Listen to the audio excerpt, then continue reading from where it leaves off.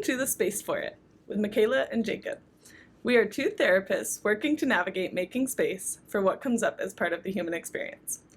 Today, we are talking about navigating how to overcome being offended or just have difficult conversations with people who have different perspectives or different beliefs than us. That is a very relevant and I would say very poignant topic in this date and time, because there is a lot of divisiveness that exists, and it's really valuable to figure out how do we actually have conversations around the things that divide us so that we can find a common ground, so that we can maybe resolve things, and possibly maybe we can figure out how to work together to make it so that it doesn't stay this way forever. Yeah, do these things have to divide us? Who does that help? And how can we do it differently? You brought up something really interesting there. You said, who does it help? Who does it help that conversation is so divisive right now? That's a great question.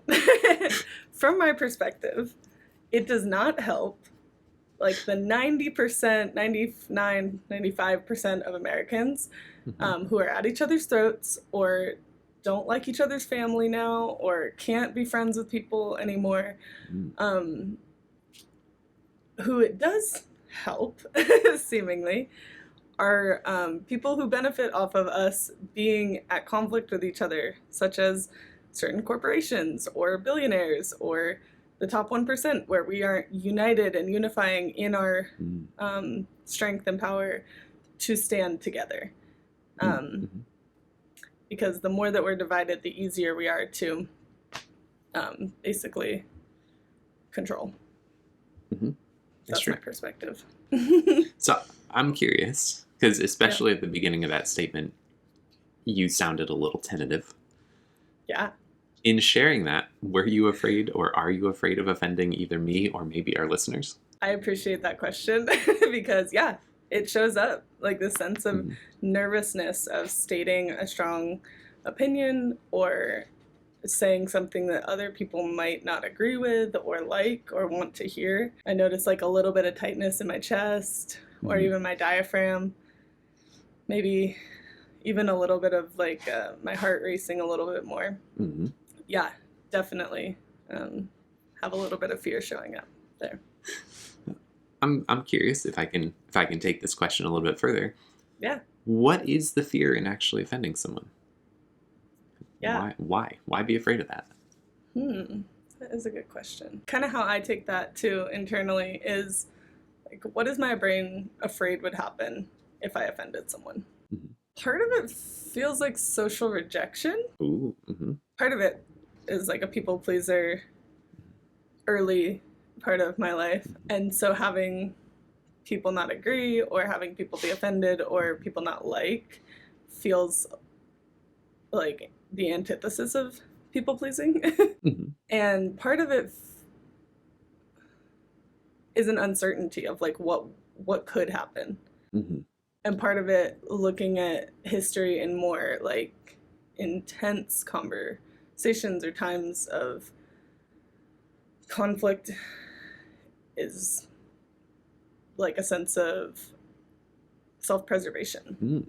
Like a fear that someone could use that against me or threaten my life. I don't know how to it feels weird to say that because it does feel like we live in America, which has the First Amendment, or allowed to say what we want, and there are consequences to it. Freedom doesn't come without responsibility or consequences. So a little bit of both. It's kind of interesting. There was a lot there in what you just said, because there is the social piece, there's the survival piece, there's the politically correct piece, there's like all of these different elements that play into how we decide what we should do or when we should do it or what we should say. Yeah. But what I think is really interesting is that there's so much fear around there's so much fear around social interaction and really social rejection. And whenever there's a lot of fear around something, our bodies will always have some sort of reaction to it or response to it when it comes up. Which is why I think, and we've talked about this before, but one of the most significant things that I think contributes to this is the fact that often at this point, when we feel like we're offending someone, or when we are offended ourselves, it does trigger a stress response. Yeah. And when we have a stress response happening, it does all of the things you mentioned. Like, we have the tightness, our heart rate goes up. Like, we can feel almost like that cold, clammy feeling of like, oh no, something is wrong.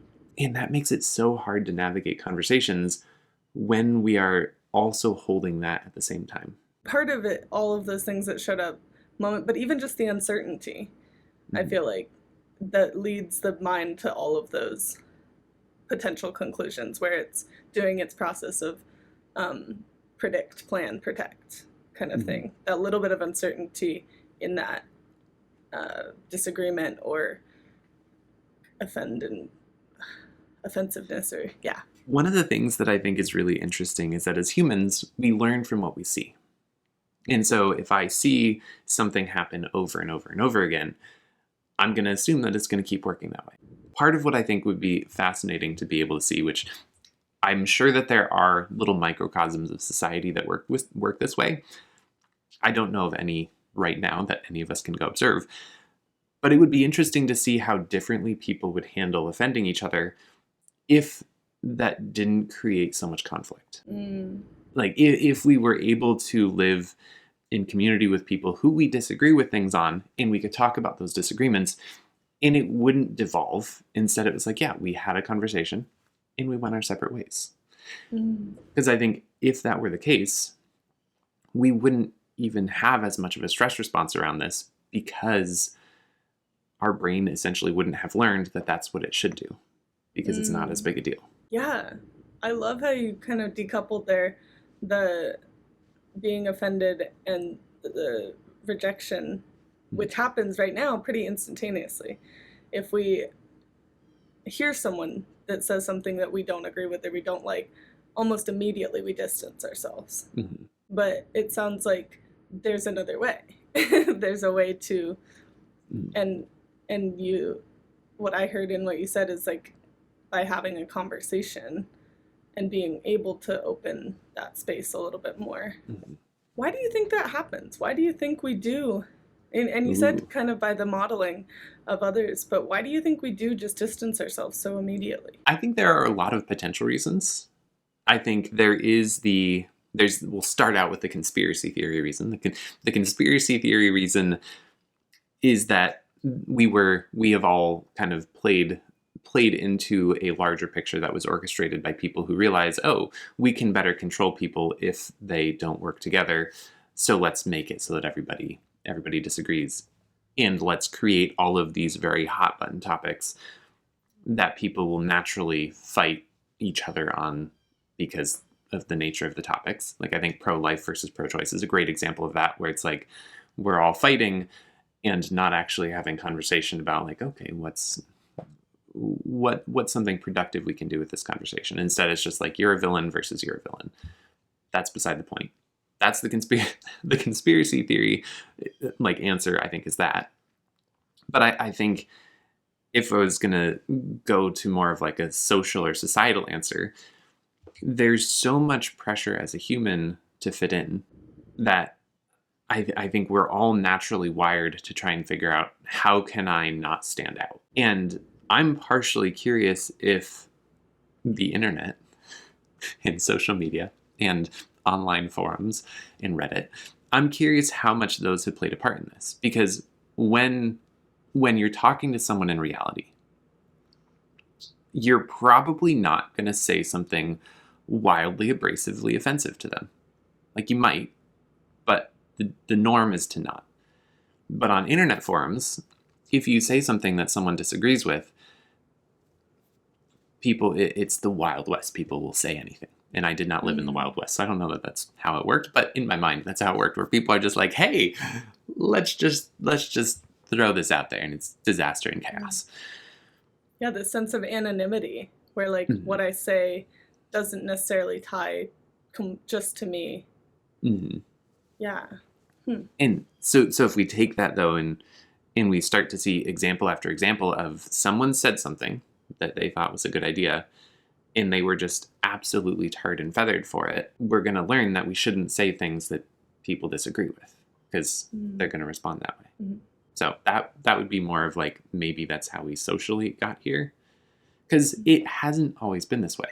One of the, I love books, so I'm not going to say one of my favorite books, but a book I really enjoyed was A Promised Land by Barack Obama. Okay. I haven't read it yet. It's really good. But one of the things that he talks about is how politics didn't used to be like this divisive thing full of animosity. Instead, it was a large group of people who worked together, who were actually friends, and they would sit across the aisle, and they would disagree with each other on things, but they would have conversation about it and interact and dialogue and try and find productive solutions. And then they would leave and go out for dinner together, because they were able to disagree and yet have conversation and be friends. Which is almost a wild thought today. Part of me is like, we need a round table so that we're, instead of across the aisle where there's two sides, it's like we're all equal.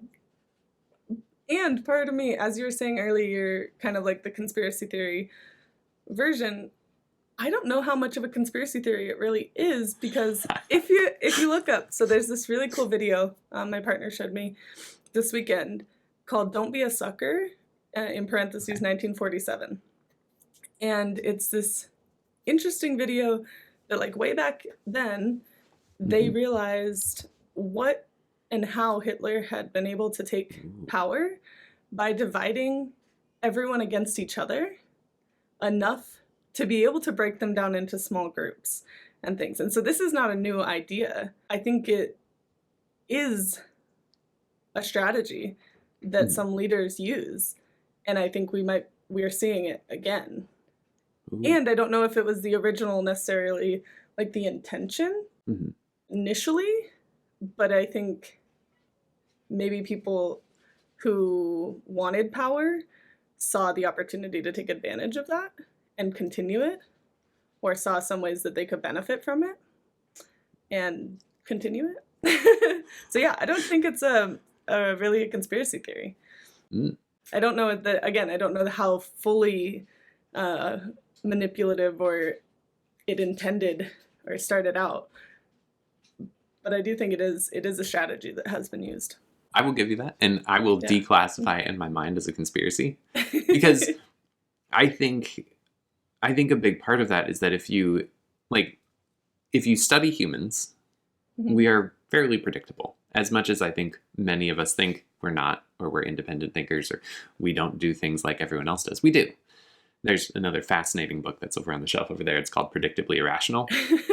And it's literally all about how humans, we do things that don't always make sense, but it's very predictable overall. But what I do think is interesting is that if you have highly intelligent people with a lot of power who are paying attention, and they realize that can be done, all you have to do is start.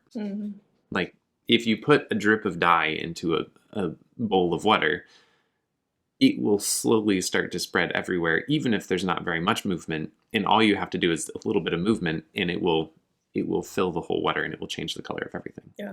I'm going to go ahead and say that makes a lot of sense also. Yeah. And I'm guessing it's probably a little bit of both the social and the intentional. Yeah, I would agree. So what do we do about it? Yeah. That's where I'm at, because I notice it in myself as well. Like, how human of us to do this, to hear someone say something inflammatory or again, just on these really controversial topics that seem really important. And at the same time, it's like, on a grand scale, why are we fighting over these things? Like, let's look at the bigger picture here. So, but I noticed this in myself too, and it is really difficult to slow down enough to say, no, that's not helpful, because it's almost automatic. Ooh. How automatic is it actually, though? Because do you want to answer that, or do you want me to keep talking? Go ahead. I want to hear what you have to say.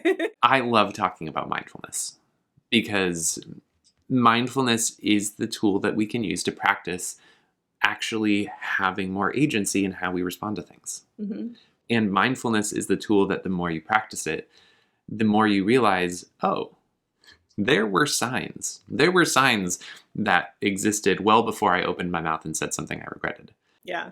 And those signs are all the things that you pointed out before, like my heart rate is going up. I'm feeling this tension. I'm feeling the cold clammy. I'm experiencing a sense of urgency over something that doesn't need to be urgent. Mm-hmm. And if we're paying attention, then we can actually choose to respond to that differently. We can choose to we can choose to take a deep breath.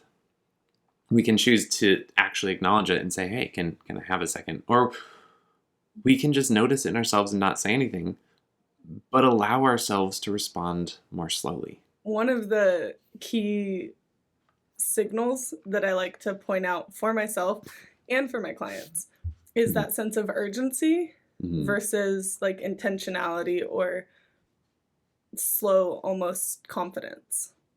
Like there's a difference in those two things, and generally urgency is run by fear or anxiety or some sort of threat response, but the other ones are not. It's true, and this is kind of a side note tangent, but also actually very relevant. One of the concepts that I saw on social media like a year ago from a BIPOC creator is this idea that urgency is a primary tool of white supremacy. Because if we can constantly get you feeling a sense of urgency, then we can always be ahead. Because I can constantly be making it so that you can't catch up. Like you can't make good decisions. You can't be ready for the next thing because you're always rushing. Wow. Yeah. Yeah. And it's exhausting to feel a sense of urgency all the time. Oh, yeah. It leads us into, I mean, it is that threat response. And so it leads us into overwhelm or needing rest, being just burned out emotionally, shutting down, depression. If you live with that sense of urgency, your body is essentially in a perpetual state of like minor or major stress response, which is essentially a cortisol drip. And cortisol, as much as it's so valuable if you're being chased by a bear or a lion or maybe a wolf or in a burning building, like there are situations where that is very valuable. In daily life, it's not healthy to just constantly perpetually have cortisol in your body because it's designed to help our bodies when we're in crisis. And when we're not, it deteriorates our muscles, it deteriorates like how we think, our ability to process and learn and digest food. Yeah. There are so many variables of our lives that are impacted by that. Yeah. In addition to just all of the mental health things where when you live with that for longer, like it does, it, like you said, anxiety, depression. Heightened inflammatory response, autoimmune diseases, different gut response diseases. Yeah. I appreciate that you bring this up, and I want to use it as a point for a moment of like that psychoeducation, because I think a lot of us live with that sense of urgency and feel like it's necessary as a motivating factor, as a drive. And I want to help people understand that it is that threat response where it's the fight, flight, freeze kind of response that our body goes into. Again, if we were being chased by a tiger, if we saw a snake on the ground and we needed to get away from it quickly, or it's that threat response for physical threat that is meant to engage our whole body in some sort of system. Generally, our perspective goes from kind of a wide open perspective down to a really narrow focus. You might notice if you're in fight that your jaw will tense, your hands might clench, like your blood rushes out of your central organs. You don't need to digest food if you're being chased by a bear. Even you might have to pee more often because you don't need to be worrying about your bowel responses or anything like that if you're being chased by a bear. You'll probably have tension in your hips, in your legs. That's more the flight response. In your stomach, which can be a sense of anxiety. So generally, if you have some kind of digestive issue, bowel issue, might even hypertension, things like that, mindfulness could be a really interesting way to notice, like, how often am I in a threat response? Because, yeah, that is meant to keep us safe from physical threats. Now we live in a world where we don't have a lot of physical threats most of the time, but our brain does the same response to perceived threats, whether that's emotional, social, or physical. It does it all the time. It does. Absolutely, it does. And the thing that all of that has in common is that it's very uncomfortable. And it's designed to be that way. Like, you can't ignore it when you're having that kind of response. I think that's one of the big reasons why often we handle these conversations where we're getting offended so catastrophically. Because our brain rushes in to either offensive, as in, like, let's move on the offensive, like, I'm going to attack you, let's be aggressive here, or defending. And neither of those, like an aggressive or a defensive standpoint, is not generally all that productive for conversation. Or shutting down. That's the third. That's right. Not also helpful for a conversation either. But that's why mindfulness is such a valuable practice. Because when you can catch yourself having that stress response, you don't need to move into automatically being either aggressive or defensive. So how do we start that process? And a question I guess that comes up for me is, how do we know? Earlier you said, like, a sense of urgency, and I forget what you said after, but, like, to know that we have time or that it's okay to disagree. How do we know that? Because that is something that I feel like comes up again, is that little bit of uncertainty. It's like, is it safe for us to disagree? How do we know?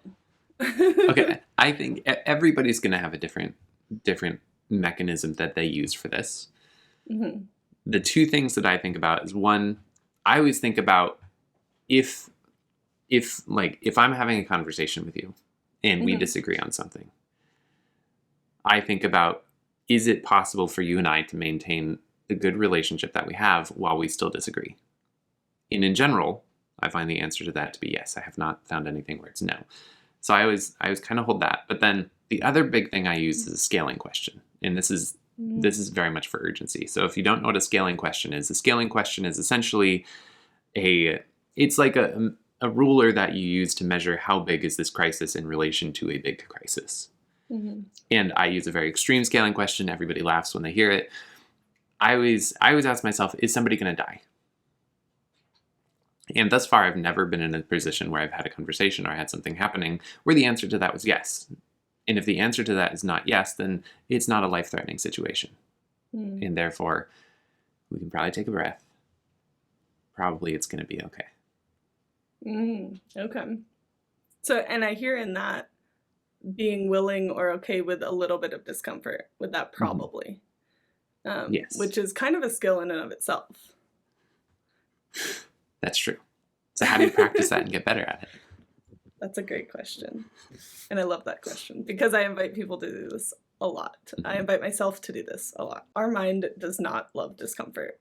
And it is really natural for us to want to move away from it. Again, like Jacob was saying earlier, with that threat response, it's really loud, it's noticeable, it's uncomfortable, it gets your attention.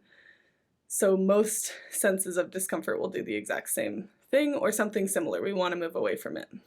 Yet, again, the way that our world is today, that can often lead us into more narrow, smaller worlds where we are unable to act on our values, continue connecting with the people we love. We get more anxiety over time. So a lot of times it's a really short-term solution.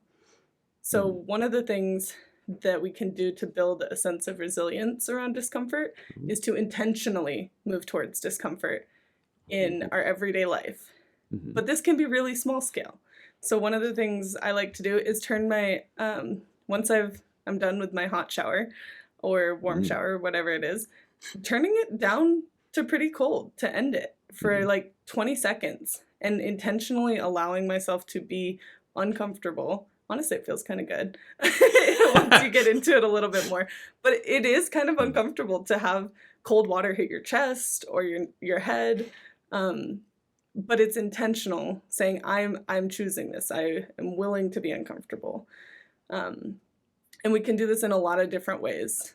That's just one example. But the more that we do that in our everyday life, and doing it pretty daily, we build up this sense of resiliency. It's like, it's okay to be uncomfortable.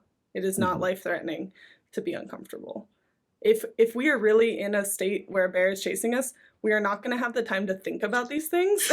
We are going to act. Like, that sense of urgency won't be like a sense of urgency. You will be doing something. Your body will be reacting in whatever way it has figured out would be the way to survive, or the best chance of survival. I love the idea of practicing pursuing the discomfort. And one of the things that's really important to practice while you're doing that, because it is possible to get in there and turn the water to cold and then just be like, oh my goodness, I hate this so much, because it's not comfortable. And I also love the cold showering thing. For a while, I was really on that, and I talked about it all the time. It's amazing. Highly recommend. But what's really important is that if you practice it, you don't just stand there and think, I hate this, I hate this, I hate this. You have to bring your attention to what's going on. Like, take a deep breath, be like, okay, what does it actually feel like to be pelted with ice water from this thing right now? Like, what is happening in my body? Where am I feeling it? And what can I do to regulate it? Because if you practice that, probably the conclusion you'll come to, if you just listen to me tell you, or you practice long enough, is that when you start to regulate your breath and you pay attention to breathing, it changes everything. Because you can actually get to the point where you can be standing there in the ice water and be like, oh. Yeah. And this is a side note. One of the things I love about doing that is that it can demonstrate that just one of the many ways that our bodies work to keep us alive and well. Because if you stand in cold water, if you stand there long enough, what you'll notice is that your body will start heating extremities like your head. And you'll start to notice, like, oh, my head is actually warming despite the fact that I'm in the cold water. And that I love that just as an example of, like, no, your body is trying to take care of you. Like, that is its goal. It's looking at this thing. It's like, oh, this is cold. That's not good. What do we need to keep warm? Let's do that. It's fascinating. But yeah, you got to bring your awareness to it. Yeah. And I appreciate that you talk about what you can do, like being aware and noticing, and not just resisting or tensing up, clenching against it. Because you might find you can try that. I would invite you to try that and notice what that feels like. And then also try seeing if you can relax into it, seeing if you can deepen your breath and slow it down, and seeing how the two feel different. Because as much as we have a sense of, like, that's actually kind of enjoyable or pleasurable, that didn't happen the first time we did it. No. I am almost guarantee you it will not happen the first time you do it. Because, again, it's uncomfortable and we're used to moving away from discomfort. But as we learn to lean into discomfort and tell ourselves that we can handle this, we can hold this, we are capable, we're strong, you can even say those things as you're doing it, that brings this sense of resiliency. And that's what I think can be the pleasurable part, among maybe other things. But yeah, is the sense of, like, I'm capable, I can handle this. That's a pretty cool feeling. It's a great feeling. And yeah. So when you're having a conversation with someone and you start to feel the discomfort come up, should you say, hey, hold on a minute, I have to go jump into an ice bath? Gotta go build some resiliency. Or what should you do in that situation? Well, I love the example we used with the ice bath. Like, can we deepen our breath? That's something that's always accessible to us, is our breath. We have to breathe to live. It may not be as comfortable for some people as others. So finding what we call it generally in mindfulness is an anchor, something that is present moment that can bring you back. So it could be feeling your fingertips against each other. Something that is just, again, present moment. You can bring your attention or focus to. Maybe you could slow down. One of the easiest ones for most people is our breath. So can I notice what's showing up in my body, notice the tension, and then can I slow and elongate my exhale, really. Slow my inhale, but elongate my exhale, and see if I can relax a little bit, to tell my body that I'm safe. Like, this is okay for me to feel discomfort. I think that something I would add is that when we're able to name something we're experiencing, it usually decreases some of the poignancy of it. So if you're able to, even just in your mind, recognize, oh, I'm having a stress response, that's why my brain is starting to freak out and why I'm wanting to like escalate this conversation I'm in. If you can label that for yourself, it's much easier to then acknowledge and be like, no, I don't want to do that right now. Let me work to keep it where it's at. Let me work to stay present here without saying the thing that's going to turn this into just a full-scale fight. One of the ways I label it oftentimes is perceived threat. Because again, it's hitting that threat response, physical threat response in our body. And so for me, reminding myself that, oh yeah, my mind is perceiving this as a physical threat, but it's not a physical threat. 99.9% of the time it's not. And so being able to label that for myself is like, right. I'm okay, I'm safe, like I can be here, and start to reconnect things. And I think once you practice this, like, and you won't be perfect, but when you start to practice it, you can get better at it. And then you can move on to actually being able to navigate these conversations more effectively, where you can say, okay, we obviously come from different perspectives here. And you don't necessarily have to say this out loud. You can just think it. We come from different perspectives and we're both trying to get each other to hear ours. And when neither of us feel heard, we're both going to make sure the other person still feels unheard. Well said. This type of conversation 101 is just, you're not listening to me. You are not hearing what I'm saying. You'll even hear people say that. And so you have to ask yourself the question, like, do I know what they're saying? Do I hear their perspective? And if you don't, am I willing to explore it? Am I willing to set mine aside for a second and ask them questions and hear where they're coming from? Because honestly, a lot of the time, if we're willing to do that enough, we can usually find common ground. But you have to be in a state of not being aggressive or defensive to invite somebody to open up and actually share their perspective. What I'm noticing that might be interesting for our listeners is that same phrase that I used at the beginning is like, what does my mind think will happen if I just listen? Or what does my mind think that will mean? Ooh, yeah. Because I have a feeling that a lot of us think that if I'm listening, if I'm trying to understand where they're coming from, then I will not believe what I believe, that other people will maybe think that I agree with them. I think this ties right back into fear. Because there's that fear of, what does this mean for the other person? Will they assume I agree with them? Will they, like, what's going to actually come up for them if I just listen? Or even, what does it mean for me? What will the people who agree with me think of me for being open to listening? Yeah. That's also very valid. It's funny. I'm chuckling because I'm like, oh yeah, what will the people who agree with me? Do people agree with me on things?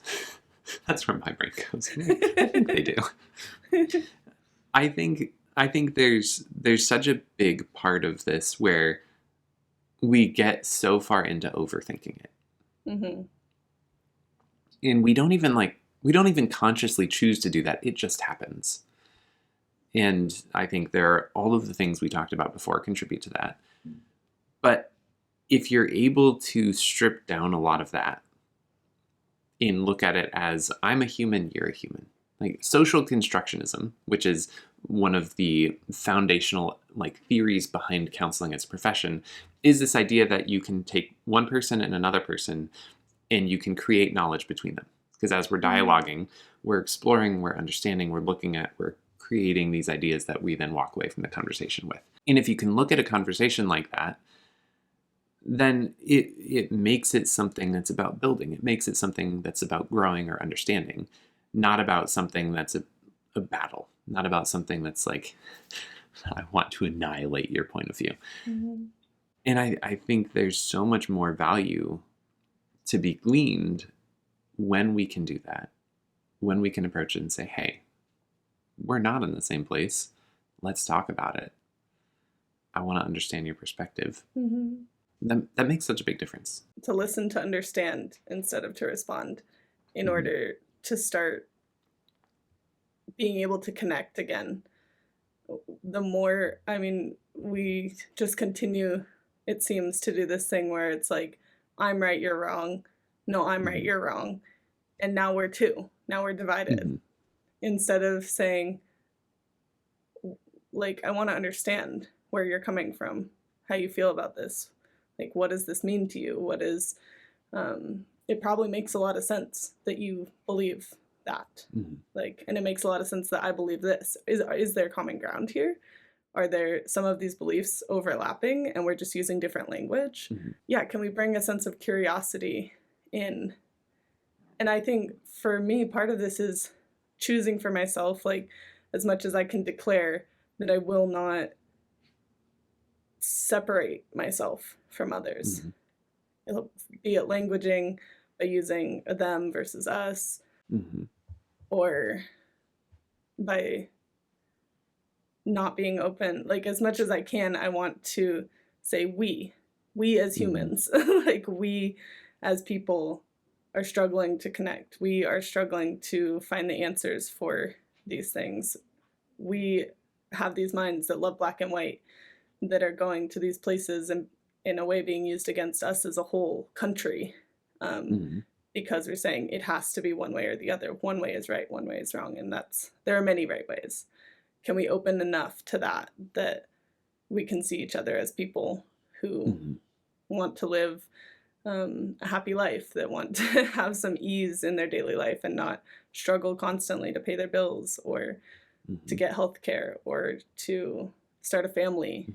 Like, can we connect on all the other things that we do agree on and let some of these inflammatory issues be set aside? I don't know. It's hard. It's a hard thing to do, but it's valuable. So valuable for us to be united.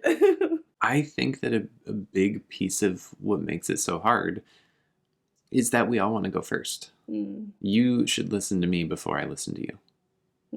Because if we don't do it that way, then who's to say that you'll actually take the time to listen to me? And yet, when you have a conversation with someone where you say, I'm gonna take my thing and I'm gonna put it here and I'm gonna listen to you, usually when you allow someone to feel heard, they're also willing to hear you. And yes, like, with all of this conversation, we are speaking generally, and there are always exceptions. Because there is always that person who's like, I want to watch the world burn. I will not listen ever. You're wrong and you're an idiot. There is always that person. And part of me is like, take the challenge. See if you can soften that. There's a reason they're like that. And probably they just need to be heard. But in general, like, your average person, if you give them space to be heard, they will be willing to hear you. You just have to be willing sometimes to be the person to say, I'll listen first. Even if they don't listen to you back, I would rather be the person who chooses to be someone who wants to understand and someone who wants to listen and connect. Because I don't get to choose what that other person does. As much as I want to. That's very human of us. We don't have that choice. So the power that we have is what we choose. And I think it means a lot to choose to be curious and to be open and understanding. And that feels a lot better to me as a person. And I want to choose that, whether or not the other person does. Part of what I'm kind of hearing through all of this is this idea that we have to not make so many assumptions about the other person. Because if we're able to let go of a lot of the assumptions that paint them as the villain or paint them as trying to make us uncomfortable or trying to ruin our lives or trying to burn everything down, like, if we paint someone as that, of course we're not going to want to listen or trust anything that they say. But what you just said there, it's like, it's so human of us to feel all of these things, to be this way. Start there. On a fundamental level, we are humans, and we're trying to be able to pay our bills and take care of our families and live our lives. Mm-hmm. Like that is a common goal that I think pretty much all of us can agree on. Yeah. And so why can't we talk about how to make that happen more effectively? I guess what's coming up in my mind too is when you're talking about the person who maybe wants to see the world burn or makes the inflammatory remarks even when other people are trying to connect. And it is like, it almost has to be like a sense of wanting to be heard, or a sense of power when they feel powerless, or something like that. I wonder if even trying to get curious and look through the lens of like, what's the function of that for that person could be an interesting thought experiment. I got quiet because I want to have the answers. I want to know what to say to like be able to unite us all and stand up and build the country that we want to live in. And I don't have all the answers. And that sucks sometimes. Right now is a really hard time to figure out how to do that, because the voices that get the most attention are the ones, like, it's the reason we all love Braveheart.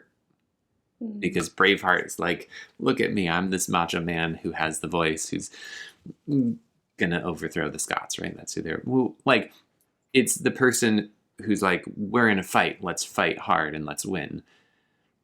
People don't want to listen to the person who's like, you gotta listen. You gotta have humility. You have to be okay owning it when you offend somebody else. You have to work to be mindful and regulate it so that you don't become aggressive or defensive. Like, take a breath. Yeah. That person gets much less screen time. Well, and I think it comes from, like, in a compassionate sense, I've felt that same thing too.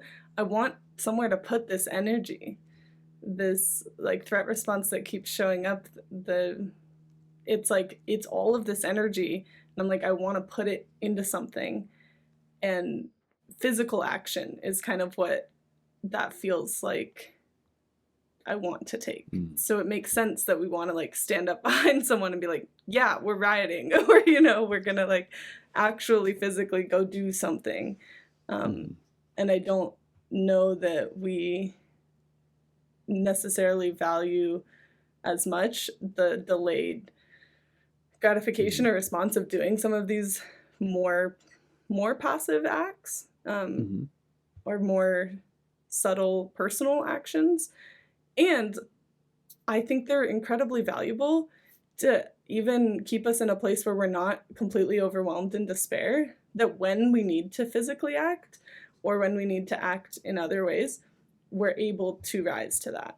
We're not numbed out, we're not in freeze, we're not fawning necessarily or just like burned out. It's like, how do we take care of ourselves enough too that we can act when we need to? That's why it's so important to have a growth mindset about it. Not one that's like, I've succeeded, I've achieved it, but one that's like, I'm going to do a little bit better today. I'm going to always be trying to I'm going to always be trying to learn and grow. And I'm going to be okay with owning it when I do the wrong thing.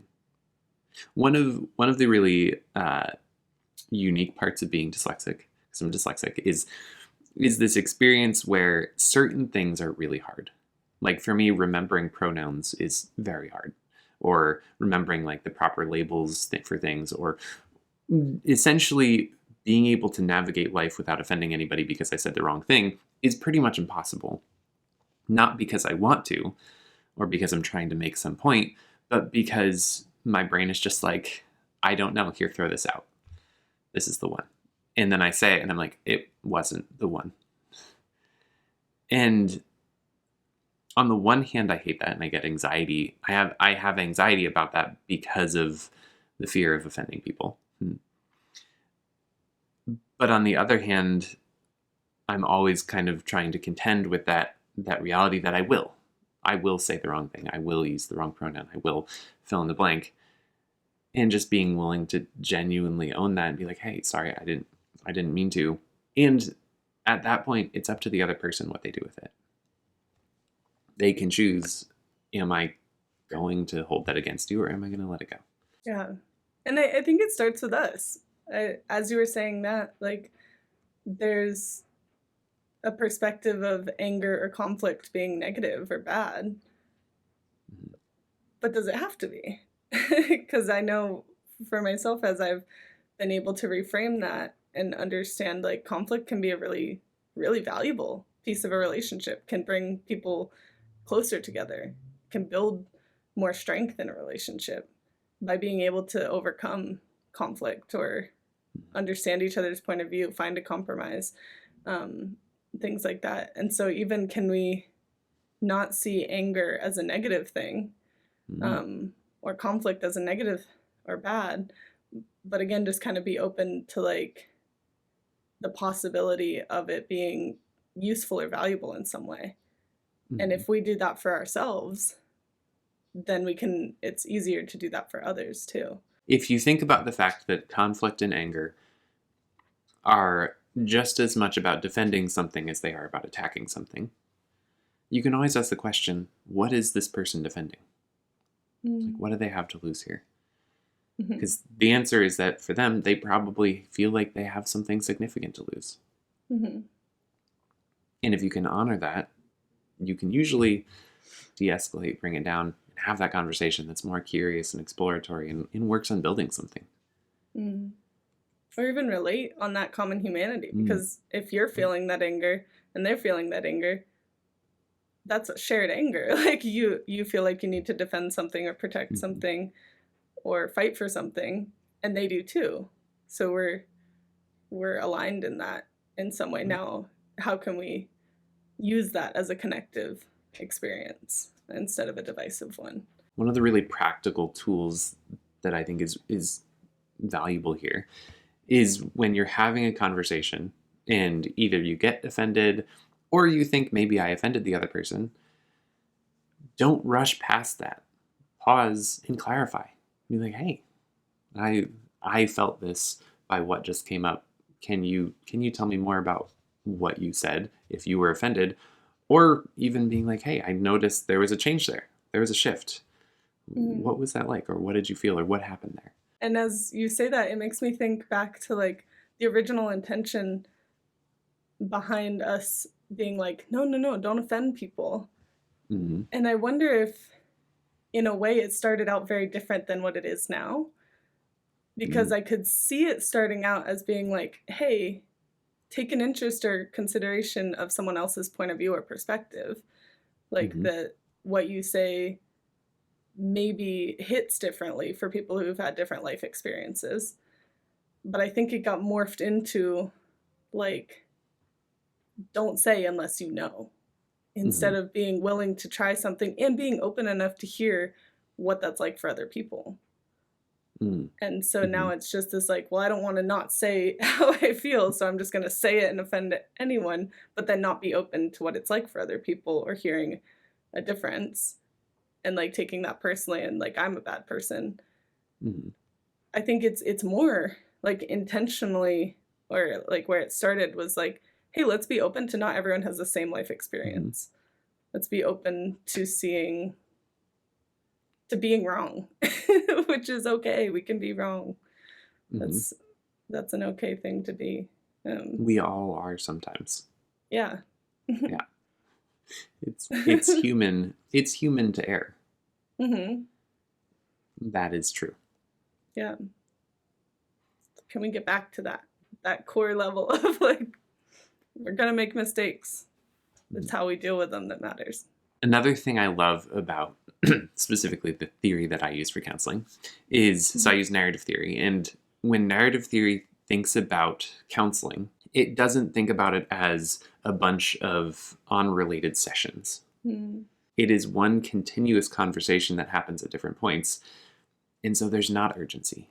Like, we start the conversation here and we talk about it and we get to where we get, and then we pick it up next time, and we pick it up the next time, and we pick it up the next time. And so it's not about this immediate, complete, final resolution. It's about this continuing story or continuing dialogue. And if you can do that with your conversations with people, then it decreases some of that sense of urgency that makes it so that we can't take our time to explore. We can't take our time to be curious. We can't take our time to listen. Mm. And so, like, practicing saying, hey, this relationship is valuable. So we're going to slow down and we're going to make sure that we keep it by making sure that we talk about this in a way where we both feel heard and understood. Mm-hmm. Like that helps so much with this. I love that perspective. That's a cool view, to be able to see it, yeah, just as an ongoing like process, and with all these different touch points. Mm-hmm. And then in between you go out and see the world maybe a little bit differently, and you come back and just kind of over time building that story. Or yeah, that's cool. I love that. It's fun. I could talk for hours about narrative. I wrote a dissertation on it. But yeah. I think the overarching point that we're trying to make with this conversation is that, yes, it is hard to have conversations where you feel like you might offend someone, because that is very divisive right now. But it's really valuable to learn how to do it, to learn how to make a safe space where there's not this sense of urgency, where we can listen, where we can actually be curious and make sure people feel heard, and where we can practice mindfulness and work to regulate ourselves so that we don't accidentally or just reactionally end up being really aggressive or really defensive. Mm-hmm. If we want to figure out how to make things different than they are right now, we have to do something different than what we're doing right now, because it's not working. In case anybody was not aware. It's not. I mean, it's working for a very few select people in our country. A small not percentage for the majority. of a percent. Yeah. Not the majority of us. Mm-hmm. I agree. Yeah. So, do you have any closing thoughts before we end today?